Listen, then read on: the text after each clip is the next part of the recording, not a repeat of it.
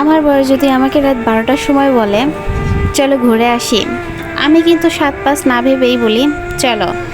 আবার সে যদি বলে আজকে চলো বাহিরে খাবো, আমি কিন্তু এত হিসাব করি না যে কেন খাবো, কী জন্যে খাবো, কিসের জন্যে খাইতে হবে। আমি একটা কথাও বলি না, সাথে সাথে বলি চলো খাবো। হয়তো অনেকেই ভাবতে পারেন আমি উড়নচণ্ডী, আবার অনেকেই বলতে পারেন আমি সংসারী না, কিন্তু আমার কাছে কি মনে হয় জানেন, এইগুলো জীবনের শ্রেষ্ঠ সময়। একটা সময় দেখা যাবে ওর শরীর বলেন বা আমার শরীর বলেন, কারোর শরীরেই কোনো শক্তি থাকবে না।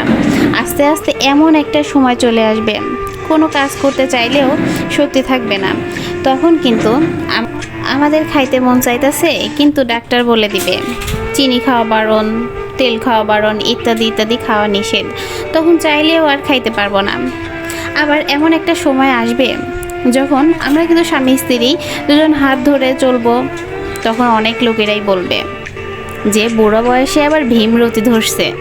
এই বয়সে অতিরিক্ত সঞ্চয় হইতে গেলে একটা সময় পর দেখা যাবে আমার ব্যাংক ভর্তি টাকা, কিন্তু আমার যে শক্তি আনন্দ করার মতো সেটাই আর নাই।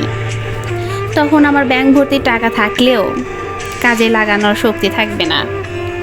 এই কথাগুলো চিন্তা করেই আমরা যতটুকু পারি ঘুরতে বের হই, একজন আরেকজনকে সময় দেই, খরচ করি, খাওয়া দাওয়া করি, সঞ্চয় করি, তবে অল্প অল্প। এই বয়সে এখন আমি একটা কথা মনে প্রাণে বিশ্বাস করি যে পরিশ্রম করলে টাকা তুমি কামাতে পারবা অবশ্যই, কিন্তু শত টাকা থাকলেও তোমার জীবন থেকে চলে যাওয়া একটা ঘন্টা ফিরে পাওয়া সম্ভব না। শত শত টাকা ঢাললেও তুমি তোমার জীবনে ফিরিয়ে আনতে পারবে না একটা ঘন্টা। তাই আমি যতটুকু পারি ভালো সময়গুলো উপভোগ করি, কারণ আপনি পরিশ্রম করে অনেক অনেক টাকা কামাতে পারবেন, কিন্তু অনেক অনেক টাকা দিয়েও আপনার জীবন থেকে চলে যাওয়া সময় আর ফিরে পাবেন না, বা ফিরিয়ে আনা সম্ভবও না, কোনোভাবেই না।